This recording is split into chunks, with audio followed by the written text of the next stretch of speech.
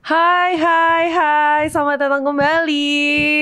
Ini hawa-hawanya udah hawa libur dan hawa mudik ya sepertinya. Tapi sebelum ada yang mudik, pulang kemanapun, liburan kemanapun, ngobrol dulu sama aku di sini di 100% sehat seperti biasa. Sehat luar dalam di 100% sehat. Yeay. Kembali lagi sama Dokter Andira Utami.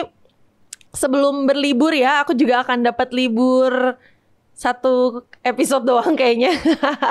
Tapi minggu depannya udah langsung kembali lagi. Terus karena ini mau adegan mudik, berlibur, berkumpul bersama dengan keluarga, aku pengen mengingatkan bahwa COVID tuh belum hilang. Jadi ada baiknya hari ini kita ngebahas tentang COVID varian terbaru. Ada nggak di sini, Sobat Langit Musik? Ada yang tahu nggak sih? Apa sih varian COVID terbaru yang kalian dengar gitu? Apakah varian rasa coklat atau strawberry atau vanilla? Bukan ya. Jadi ada varian COVID terbaru nih. Namanya COVID Arcturus. Kenapa namanya semakin unik? Aku juga nggak tahu. Belum nanya peneliti yang menemukan virus-virus ini. Tapi intinya karena ini adegannya kita mau berkumpul sama banyak orang. Terus kalau misalkan memang kita ketemu sama banyak orang yang ternyata punya komorbid, maksudnya udah punya penyakit yang diidap gitu, atau sesepuh kita udah lebih tua, lebih rentan sakit, lebih baik kita mengisi diri kita dengan beberapa ilmu yang aku rasa patut untuk terus diingatkan lagi buat Sobat Langit Musik supaya menghindari diri dari segala sesuatu yang tidak diinginkan. Oke? Jadi aku nggak tahu teman-teman di sini udah pada denger COVID Arcturus atau belum, tapi kebetulan di berita seminggu terakhir ini lumayan lumayan highlight ya, karena di India sama di Singapura itu lagi meningkat. Oke. Terus di India itu ternyata belum. Sebelum masuk ke India, aku mau kasih tahu dulu. Pertama kali nih si Arcturus ini diidentifikasi oleh WHO itu tanggal 22 Maret. Jadi kan dulu tuh awal mula COVID ketemu tuh kan bulan Maret juga ya. Terus ini ditemukan COVID yang edisi terbaru lagi juga bulan Maret. Kebetulan aku juga ulang tahunnya bulan Maret. Jadi aku gak tahu ada apa dengan Maret ya kan. Bukan salah gue ya yang pasti. Terus setelah diidentifikasi tanggal 22 Maret 2023, Kementerian di India mengatakan bahwa terdapat 40.215 kasus COVID aktif pada 12 April 2023. Oke, pertama kali diidentifikasi Maret, jeda 2-3 minggu langsung ada 40.200 kasus aktif. Dan perharinya di India kasus yang aktif dan pertambahannya itu sekitar 3.000. Jadi per 12 April ada 40.000 kasus aktif. Terus perharinya ada 3.000 orang yang dikatakan positif. Kan heboh ya. Ini tuh katanya dianggap 10th wave atau wave keberapa gitu. Jadi udah gelombang kesekian kali gitu ya. Tapi ya ini namanya kita sudah hidup berdampingan ya sama COVID. Tapi mau ngebahas dikit tentang, karena kita tuh belum ada penelitian ya, penelitian empiris gitu, kayak kalau COVID tuh terjangkit berkali-kali itu apa efek sampingnya, dampaknya tuh apa ngebuat kita jadi lebih rentan sakit atau sesak nafas atau apa, kan belum ada penelitian yang 10 tahun ke belakang, karena ini baru terkena sekitar 3 tahun bener, karena baru mulai 2020. Jadi belum ada. Jadi semua penelitian dan pencarian itu masih ongoing atau berjalan. Nah, oleh karena itu sebelum kita masuk kita terkena berkali-kali, sebelum ada pembelajaran atau penelitian yang pasti atau saklek, ya mendingan nggak usah ketularan sekalian kan gitu. Jadi daripada kita kena komplikasi atau dampaknya, mendingan kita menghindari aja sekalian gitu. Nah, peneliti pun mengingatkan bahwa Arcturus akan menyebar ke seluruh dunia dalam waktu dekat dan singkat. Mengingat bahwa subvarian ini memiliki kekebalan terhadap antibodi yang tertinggal di tubuh dari infeksi COVID sebelumnya. Jadi Center for Disease Control di Amerika dan di beberapa tempat yang sudah menemukan kasusnya mengatakan bahwa subvarian ini tingkat infeksiusnya itu lebih tinggi dan lebih mudah gitu. Jadi akan tersebar dengan cepat dan dalam waktu dekat. Dan ternyata COVID yang diberi nama Arcturus ini dilaporkan sudah masuk ke Indonesia sebanyak 2 kasus. Tadi pagi aku update ternyata sudah jadi 8 kasus. Gue jadi concern sih sebenarnya. Jadi dari 2 kasus jadi 8 kasus ini menurut Biro Komunikasi dan Pelayanan Publik Kementerian Kesehatan Dr. Siti Nadia Tarmizi. Gitu. Jadi udah masuk nih ke Indonesia. Melihat ternyata banyak sobat langit musik juga yang misalkan nggak tahu ya, mungkin kita pernah ketemu di sebuah mall atau apa. Aku sih ngeliatnya mall dan tempat umum semakin ramai ya karena juga lagi liburan. Tapi bukan berarti di sini kita juga makin lengah. Ada baiknya kita malah makin memperkuat protokol gitu. Nah, menurut WHO atau Organisasi Kesehatan Dunia yang sedang memantau subvarian Arcturus, jadi udah terdeteksi di mana sobat langit musik? Udah terdeteksi di 20 negara, termasuk Amerika, India, Inggris, dan juga Indonesia. Jadi biang keroknya nih, lonjakan yang agak heboh udah terjadi di Singapura dan India. Kebetulan Singapura itu benar-benar tetangga ya, kayak 1 jam dari Indonesia. Ya semoga ya. Kebetulan aku besok mau ke Singapura nih, jadi aku harus menjaga protokol supaya tidak membawa pergi atau membawa pulang virus. Oke? Nah, aku mau ngasih tahu juga nih gejala-gejalanya COVID Arcturus. Nah, teman-teman kalau misalkan memang ada yang mau nanya, Dok, emang gejalanya tuh kayak gimana sih? Emang kalau misalkan udah vaksin pasti kena lagi apa gimana sih gitu? Emang kalau misalkan nggak vaksin kenapa? Emang kalau misalkan usianya lebih tua kenapa gitu? Jadi boleh ditanya-tanya. Ini ada yang nanya nih kan, pandemi lagi nggak Dok? Sebenarnya kita lagi ada request yang mengatakan dan meminta untuk menyebut ini udah endemi ya. Tapi ya kebijakan kita kembalikan lagi ya ke pembuat regulasi, policy maker gitu. Itu sebenarnya cuma titel ya, endemi apa pandemi gitu. Tapi yang paling menentukan bagaimana hasilnya ya, bagaimana negara-negara tersebut menghadapi situasi itu gitu. Jadi kalau emang pandemi ya emang global gitu. Endemi kan hanya di satu negara tertentu atau satu tempat tertentu. Tapi either way, mau itu pandemi atau endemi, yang menentukan dan membedakan situasinya adalah gimana para penduduk ataupun yang negara tersebut itu menghadapi gitu, situasi tersebut. Oke? Jadi kalau dikatakan pandemi lagi atau enggak, aku belum nanya.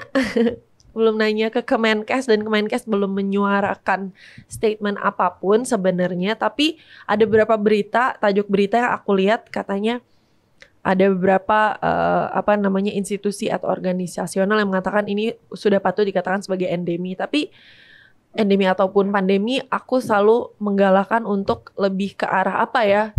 Secara individual aja kita tetap harus memperkuat gitu. Karena untuk menentukan ini endemi atau pandemi ya mungkin memang tingkat kekhawatirannya mungkin kalau pandemi lebih serem ya karena ini menyebar secara global. Tapi kembali lagi ternyata udah tersebar ke 20 negara gitu kan. Jadi harus lebih awas aja kita ya gitu. Karena kita kan habis ini mau liburan teman-teman. Oke?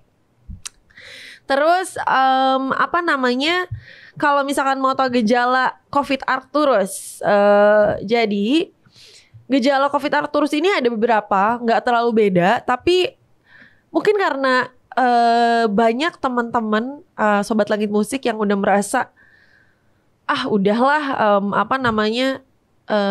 beberapa kali sih, ini sebenarnya pengalaman aku pribadi, kayak teman-teman aku yang kalau lagi drop gitu ya, batuk, bersin, mereka tuh udah nggak ngecek PCR ataupun antigen lagi karena dirasanya seperti udah flu biasa gitu. Tapi itu dia, karena sudah hidup berdampingan dengan penyakit-penyakit yang berhubungan dengan saluran nafas. Di saat ketemu bersin, batuk, nggak enak badan nih, kita cuma nganggep itu sebagai flu aja. Sama kok sebenarnya tuh. Jadi nenek moyangnya COVID itu adalah influenza. Flu itu virus, by the way, yang kita kenal sekarang sebagai pilek tuh adalah pandemi dulu di masa lampau, sekitar tahun berapa ya? 1700 atau 1800-an kalau nggak salah, di Spanyol apa di mana gitu, apa Spanish flu atau apa, akhirnya mengalami Black Death itu tuh kalau nggak salah meninggal banyak banget. Tapi akhirnya setelah berabad-abad kemudian ya jadi sesuatu yang bukannya hilang, tapi kita hidup berdampingan.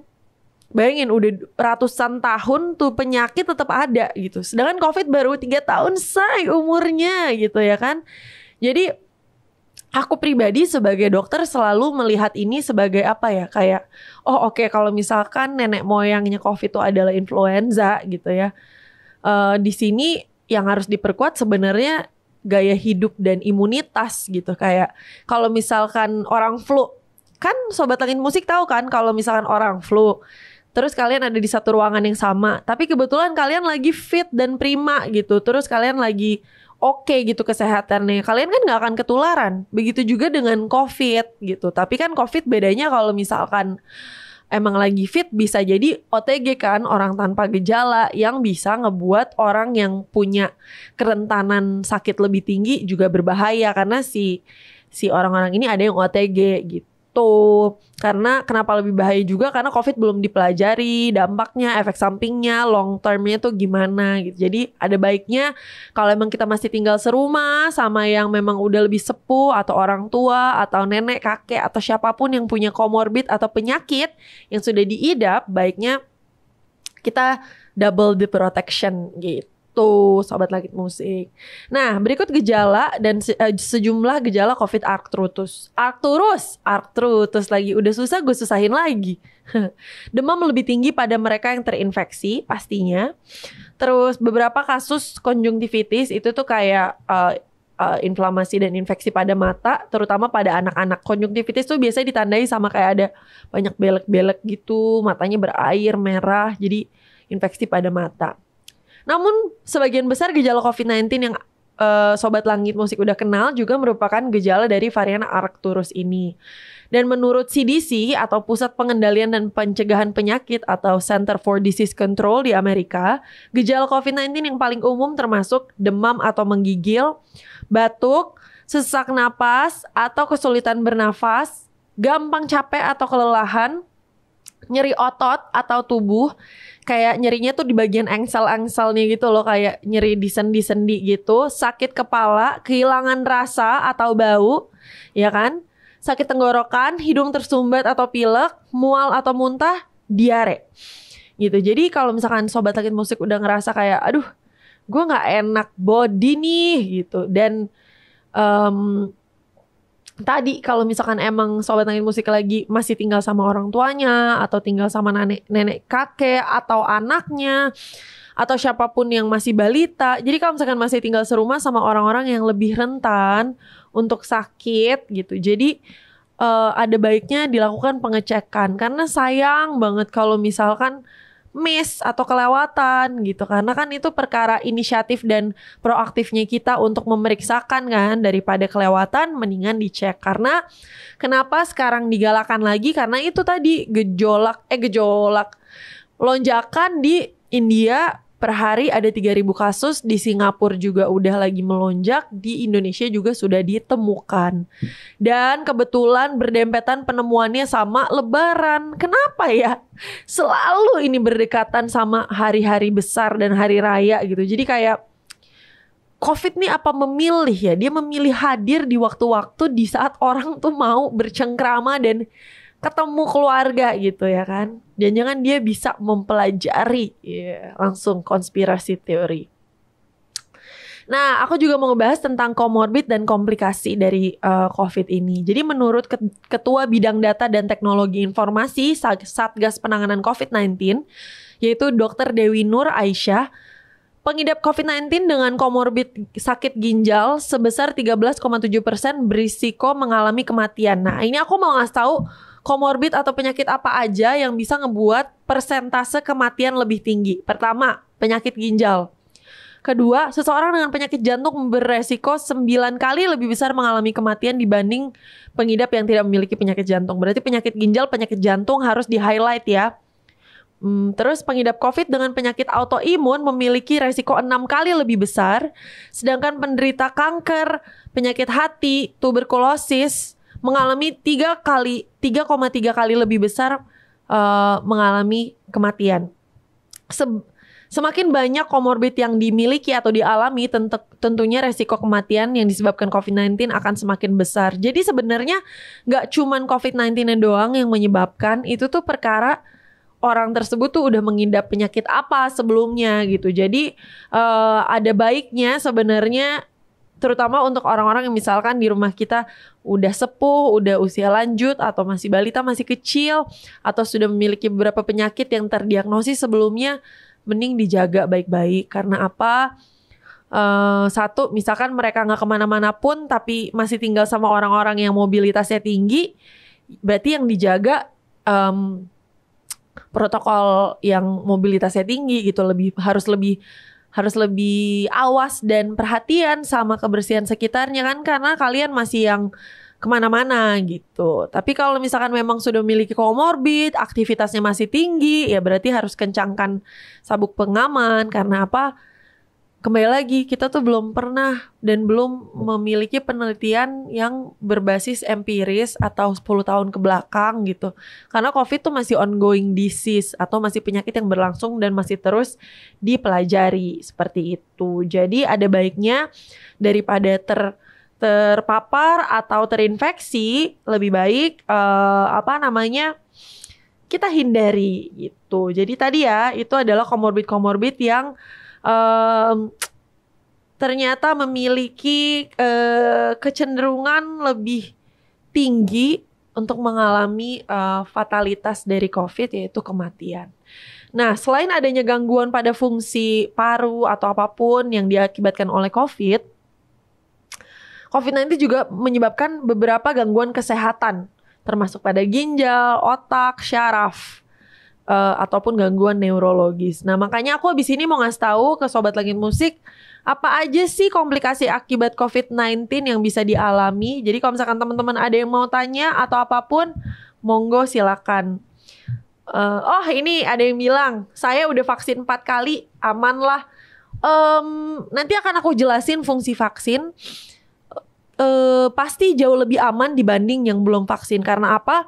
Kalau udah vaksin itu tubuh kita tuh ibaratnya udah kenalan sama COVID, kenalan dalam bentuk COVID yang sudah dilemahkan gitu. Jadi udah tahu nih, satpam di tubuh kita udah tahu, oh ini dia penyakitnya. Jadi kalaupun terpapar COVID, dia udah tahu cara menanganinya. Jadi itu fungsinya vaksin, Sobat Langit Musik. Karena aku masih ketemu di lapangan orang masih takut vaksin. Maksudnya udah gak zaman cintaku untuk takut vaksin. Tenang aja, gak ada microchip yang dimasukin kok. Itu cuma teori-teori.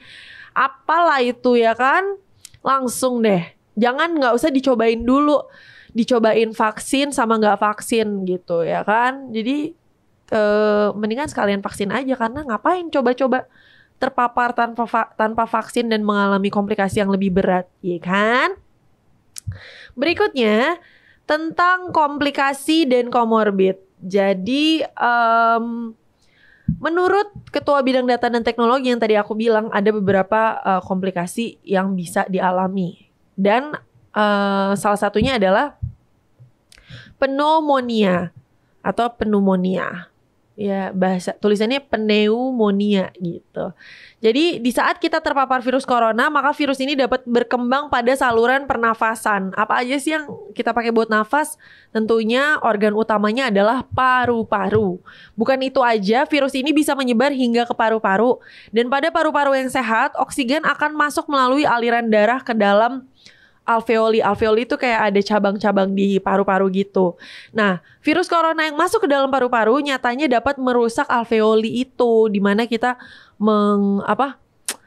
Jadi darah yang tinggi akan oksigen dan segala macam terpapar sama virus ya akan ada dampaknya. Sehingga saat ada virus yang masuk ke dalam tubuh, sistem kekebalan tubuh akan berusaha melawan dan menyebabkan peradangan pada paru-paru. Jadi perlawanannya itu adalah byproduct atau produk sampingan dari perlawanan tubuh kita gitu. Jadi peradangan itu adalah bentuk tubuh kita melawan, tapi inflamasi yang prolong atau peradangan yang lebih panjang udah pasti dapat menyebabkan cairan dan sel di dalam paru-paru itu mati dan menumpuk sehingga mengakibatkan penyakit pneumonia gitu. Kondisi ini menimbulkan gejala batuk dan sesak nafas yang lebih berat pada pengidap COVID-19. 1. Bisa terjadi pneumonia.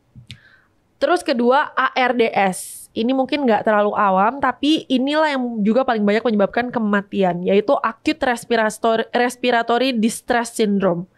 Jadi pneumonia yang disebabkan oleh COVID-19 dapat memicu ARDS atau Acute Respiratory Distress Syndrome. Jadi apa sih ARDS ini? ARDS ini adalah kejadian di mana seseorang mengalami gagal nafas, kegagalan nafas yang progresif atau proses semakin beratnya tuh cepet banget. Terjadi ketika kantong udara pada paru-paru itu terisi cairan. Jadi dari inflamasi itu bisa mengakibatkan beberapa proses yang akhirnya menumpuk cairan dan sel yang mati dan bisa jadi acute respiratory distress syndrome. Dan kalau gagal nafas, namanya aja gagal nafas ya Bunda.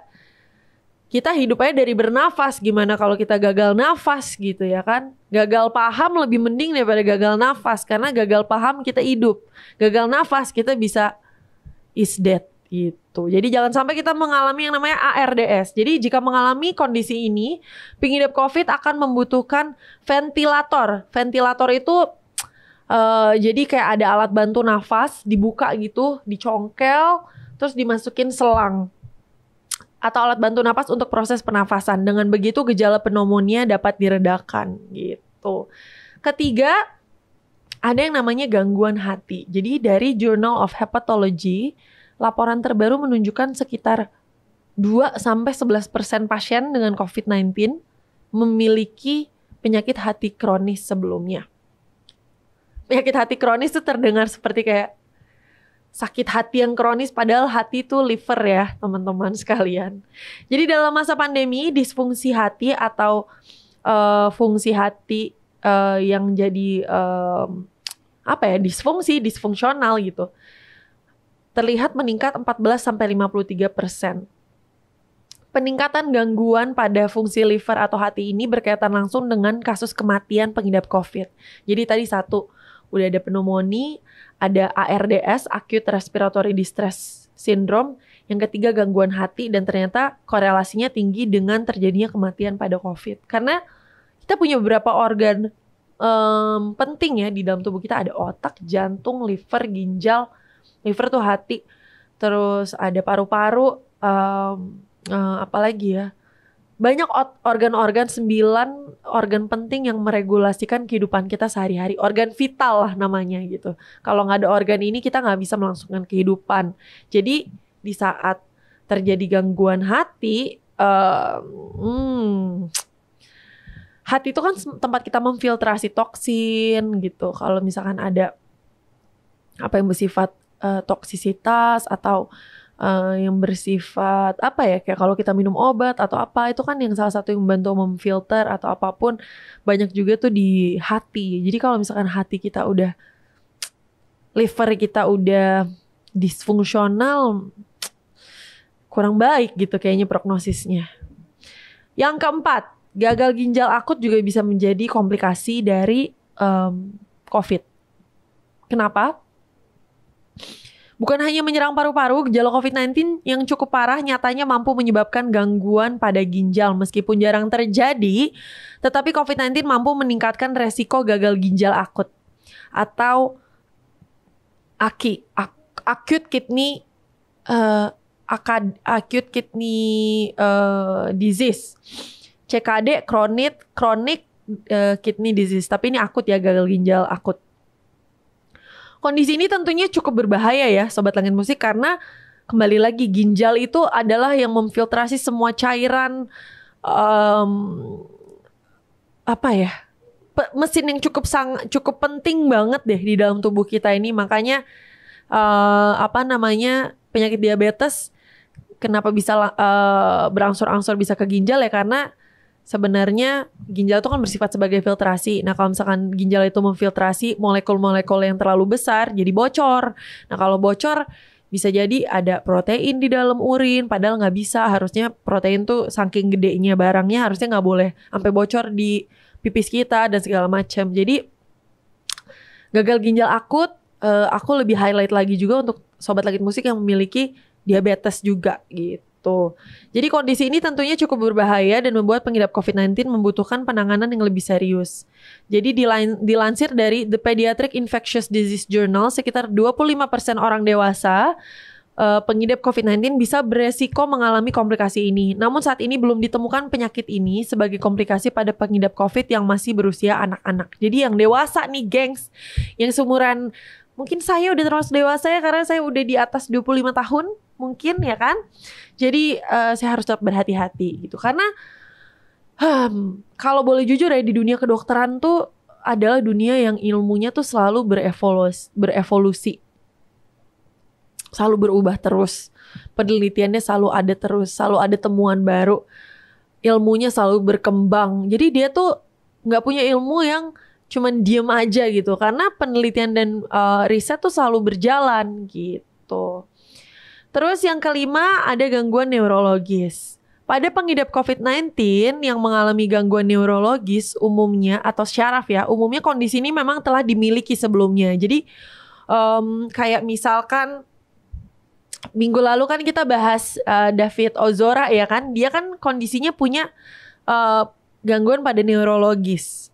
Saya doakan semoga David Ozora sehat-sehat aja karena di sini dikatakan pengidap COVID-19 mengalami gangguan neurologis umumnya kondisi ini memang telah dimiliki sebelumnya. Jadi bagi orang-orang yang memiliki atau sudah memiliki komorbid penyakit pada syaraf atau neurologis memiliki kecenderungan yang lebih tinggi gitu. Paparan virus corona yang tidak segera diatasi dapat memperburuk kondisi ini soalnya. Jadi bagi siapapun yang memiliki penyakit yang berhubungan dengan neurologis atau syaraf terus terdampak dan terpapar COVID, dan ternyata COVID bisa memperburuk kondisi penyakit pada persyarafannya, nggak cuma COVID doang gitu.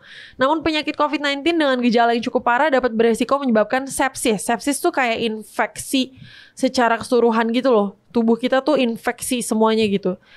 Sepsis itu setelah infeksi berbagai multi organ gitu ya. Sepsis yang mengakibatkan infeksi pada berbagai macam organ itu bisa membawakan kegagalan organ. Nah kan bener. Jadi sepsis itu bisa bermuara pada kegagalan organ atau organ failure yang memicu kondisi gangguan neurologis gitu. Jadi itu bisa jadi lebih parah dan diperparah dengan keadaan yang sudah dimiliki sebelumnya. Nah, gangguan neurologis juga dapat dialami oleh pengidap COVID akibat efek samping dari pengobatan yang dilakukan. Meskipun begitu, komplikasi gangguan neurologis pada pengidap COVID-19 masih harus terus dilakukan penelitian lebih mendalam.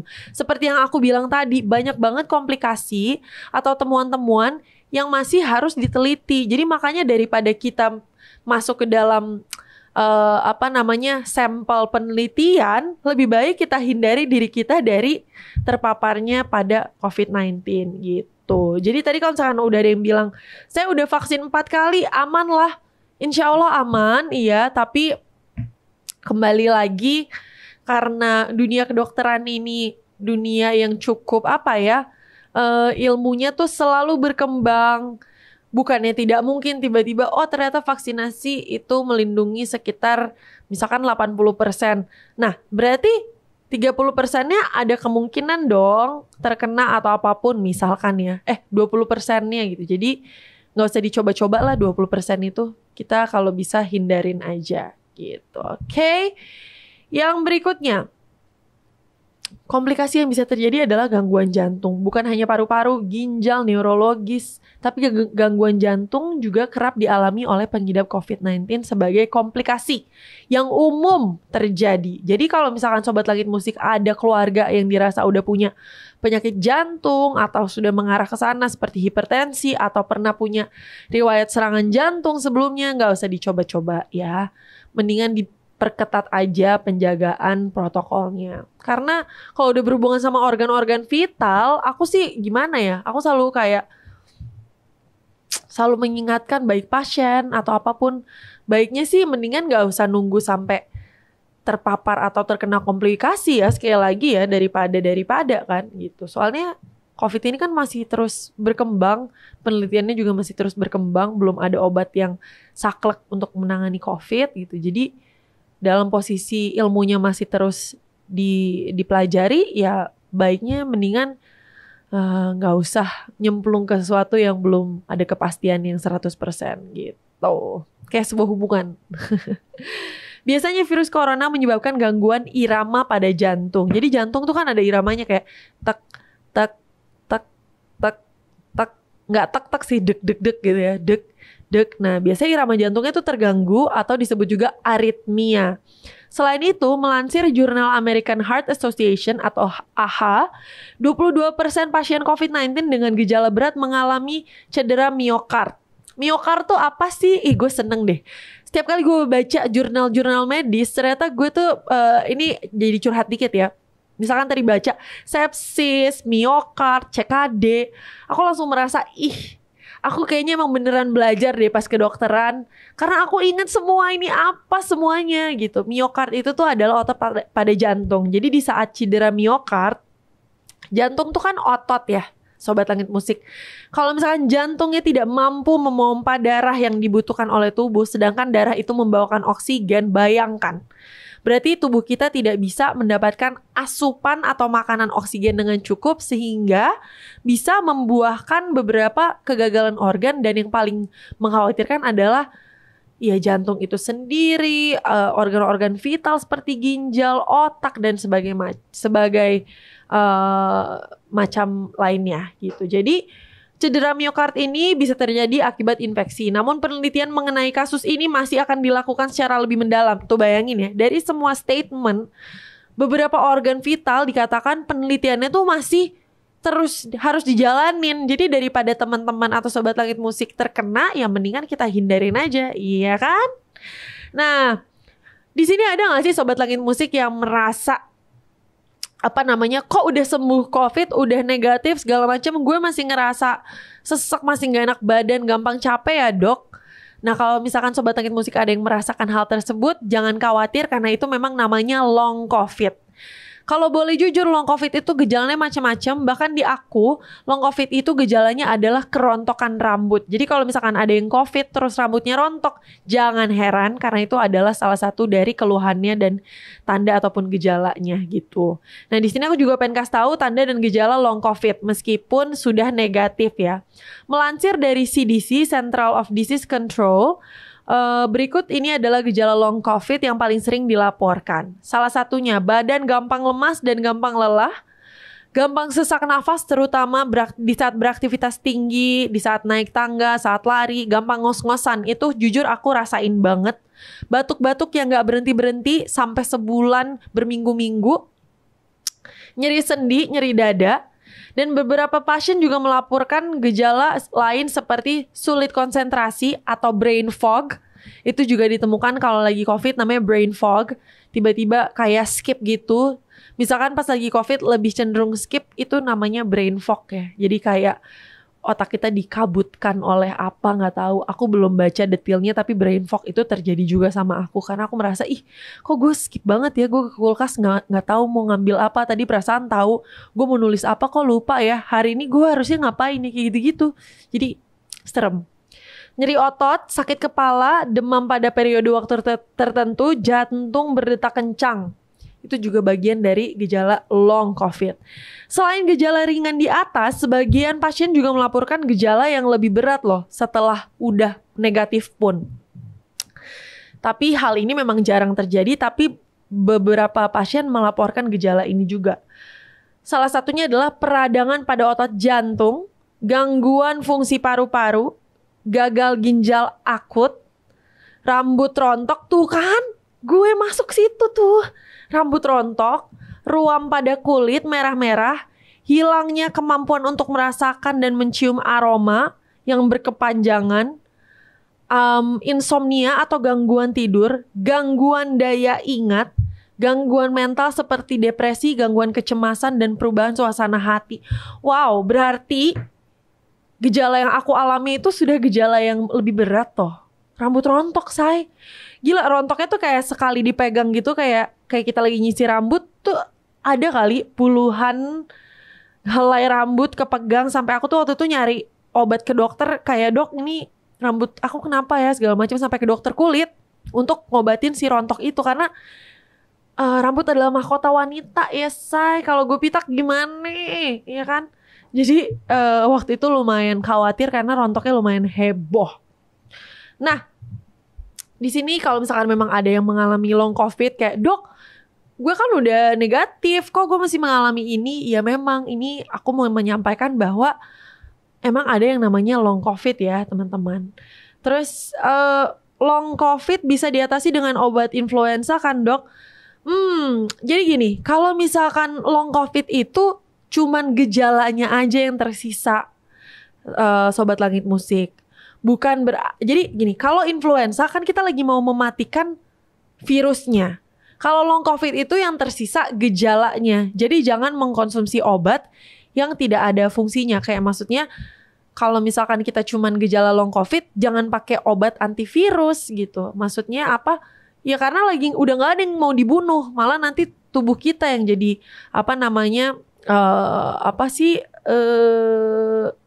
jadi udah kebal kalau misalkan dikasih obat itu. Lain kali kalau misalkan ternyata kita lebih butuh, tapi karena tubuh kita udah terlalu sering minum antivirus ya takutnya jadi resisten. Nah tapi maksudnya obat influenza tuh mungkin ya obat-obat yang kayak anti nyeri gitu atau anti demam boleh, tapi penggunaan obat-obatan kayak gitu itu tetap harus di bawah monitoring dokter. Karena apa? Maksimal tuh 10 hari sebenarnya konsumsi itu semua, 10 sampai 14 hari. Karena apa?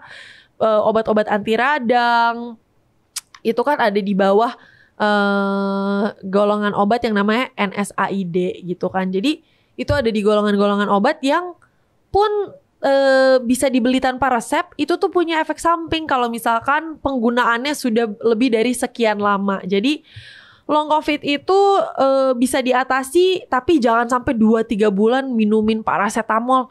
Nanti ginjalnya kenapa-napa. Nanti ada efek sampingnya. Tentu betul. Karena apa? Paracetamol aja, ini bukannya jadiin inspirasi ya. Tapi orang-orang di luar negeri, nama paracetamol kan Tylenol. Tylenol ya. Tylenol itu di luar negeri, statistiknya tinggi dipakai untuk suicide, bunuh diri. Minum sekitar gue gak usah ngasih tahu lah, ntar jadi ada inspirasi lagi. Pokoknya intinya paracetamol itu memang terkesan kayak cuman obat penurun panas. Tidak begitu Ferguso. Jadi paracetamol namanya tetap obat, memiliki kimiawi di dalamnya. Tetap harus ada periode yang ditentukan supaya tidak menjadi overdosis gitu kan lagunya.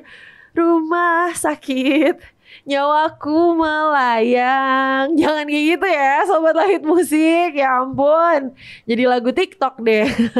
Jadi kalau misalkan emang long covid itu ditangani dengan apa, sebenarnya paling enak dan paling mujarab adalah, aku gak bosan-bosannya ngasih tahu, udah konsumsi buah, sayur sebanyak mungkin, tidur yang cukup, makan yang bener, segala-galanya. Karena di dalam situ tuh udah ada vitamin, dan juga mineral. Itu meningkatkan antibodi dan imunitas kita, sehingga gak ada masukin bahan-bahan yang kimiawi gitu. Nah balikin lagi, kalau misalkan teman-teman tadi ada yang kelewatan, gejala long covid atau covid yang masih bertengger di dalam diri kita, bukan covidnya ya, tapi gejalanya. Virusnya sih udah habis, tapi gejalanya masih tersisa.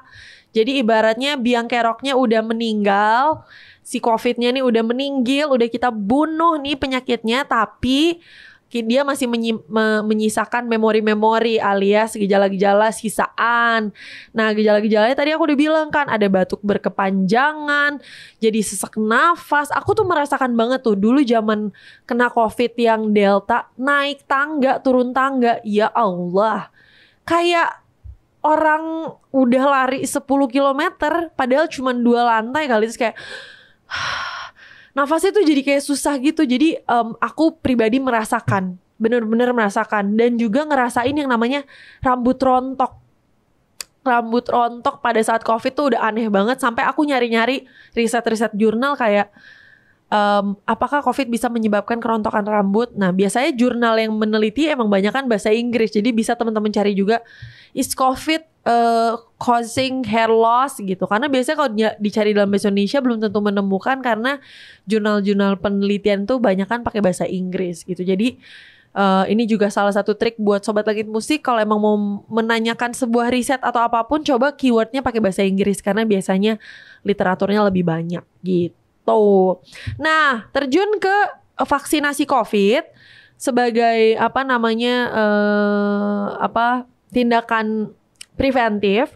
Aku mau ngasih tahu, jangan ada yang takut jangan ada yang takut divaksin ya. Dan siapa tahu kalian beruntung bisa ketemu aku yang vaksinin kalian, siapa tahu ya kan. Karena aku sering banget pada saat zaman lagi jadi vaksinator gitu ya. Lucu banget, jadi beberapa kali ketemu orang, pas lagi mau divaksin, selesai vaksin kita foto bareng, lucu banget, gemes. Jadi aku jadi semangat juga mau vaksinin Sobat Langit Musik. Jadi aku mau kasih tahu juga manfaat vaksin COVID nih. 1, merangsang sistem kekebalan tubuh yang spesifik terhadap COVID-nya. Jadi kalau misalkan ada yang ngomong, aduh dok abis COVID nih abis vaksin malah saya demam. Itu memang ada namanya KIPI ya Sobat Langit Musik. Jadi setelah vaksin itu ada yang namanya KIPI, kejadian pasca imunisasi. Apa aja sih itu? Itu termasuk demam, badan lemas, pegel-pegel. Makanya sebelum vaksinasi emang harus dimonitoring dulu, screening dulu sama dokter. Kalau memang ada keadaan-keadaan yang dirasa perlu konsultasi ke dokter spesialis, kayak misalkan ada penyakit jantung atau penyakit apapun yang dirasa berat, kita juga nggak akan ngasih kok vaksinasinya gitu. Jadi memang harus dilalui vaksinasi terlebih dahulu, dan kita akan suruh nunggu 15-20 menit untuk ngelihat reaksinya. Kalau misalkan ada reaksi alergi atau apapun, langsung ditindaklanjuti. Makanya semua proses vaksinasi, aku yakin di sini Sobat Langit Musik mayoritas udah pada vaksin, udah pernah kan melalui prosesnya, yaitu kurang lebih proses yang sudah kita buat untuk mengantisipasi segala kejadian. Makanya kita suruh nunggu, gak boleh bandel langsung pulang. Karena apa? Kita memonitor ini aman gak? Apakah ada reaksi alergi sama penerima vaksinnya gitu-gitu. Tapi manfaat vaksin lebih besar daripada efek sampingnya yang dirasa sama Sobat Langit Musik. Misalkan efek sampingnya tuh demam, lemas, itu tuh lebih bermanfaat dampaknya karena dia merangsang sistem kekebalan tubuh. Karena vaksin yang terdiri dari berbagai macam produk biologi dan bagian dari virus itu sudah dilemahkan sehingga bisa disuntikan ke dalam manusia dan akan merangsang timbulnya imun atau daya tahan tubuh seseorang yang spesifik terhadap penyakit tersebut. Kedua, mengurangi resiko penularan. Tentunya karena apa? Tubuh seseorang yang telah disuntikan vaksin akan merangsang antibodi untuk tubuhnya tuh belajar dan mengenali virus yang telah dilemahkan tersebut. Dengan demikian tubuh itu bakal jadi mengenali virus dan mengurangi resiko terpapar. Jadi di saat tubuh kita udah kenalan sama virusnya, tubuh kita jadi memiliki satpam-satpam yang bisa melawan. Lalu yang ketiga, mengurangi dampak berat dari virus. Seperti yang tadi aku bilang, komplikasi yang aku bilang di atas tentu bisa diminimalisir dengan vaksinasi. Karena apa? Kita sudah kenalan sama virusnya duluan sehingga tubuh kita nggak kaget. Di saat nggak kaget, tubuh kita ibaratnya kayak misalkan kita ketemu soal matematika aja gitu. Udah latihan, udah tahu formulanya, udah tahu gimana cara menyelesaikan soalnya. Nyelesainnya lebih gampang dibanding nggak tahu apa-apa. Di saat tubuh kita nggak ngerti apa-apa tentang virus ini, ya udah pasti lebih susah, lebih berat. Komplikasinya juga bisa kecenderungannya lebih sulit gitu. Lalu yang terakhir, mencapai herd immunity. Jadi semakin banyak individu yang melakukan vaksin di sebuah daerah atau negara, maka herd immunity akan tercapai sehingga meminimalisir resiko paparan dan mutasi dari virus COVID. Jadi ini tuh sebenarnya sebabnya diakibatkan oleh mutasi yang terus berjalan sih.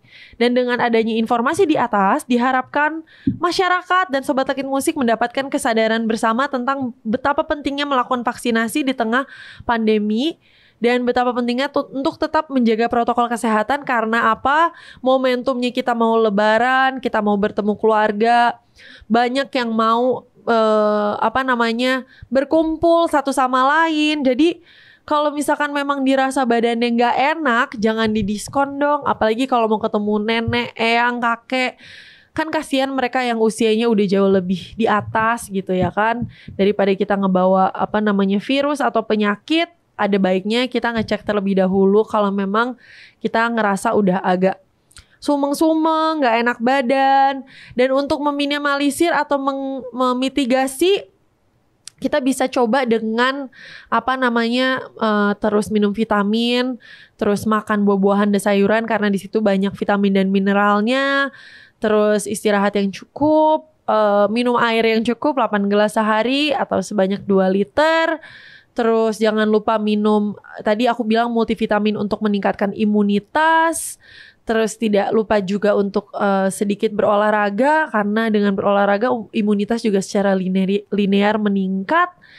Terus bagi sobat Langit Musik yang semisal masih punya kebiasaan merokok, boleh diminimalisir juga karena pada faktanya pasien-pasien yang punya kebiasaan merokok memiliki kecenderungan komplikasi yang lebih berat dibanding pasien-pasien yang tidak merokok sebagai kebiasaan pribadi atau kebiasaan sehari-harinya.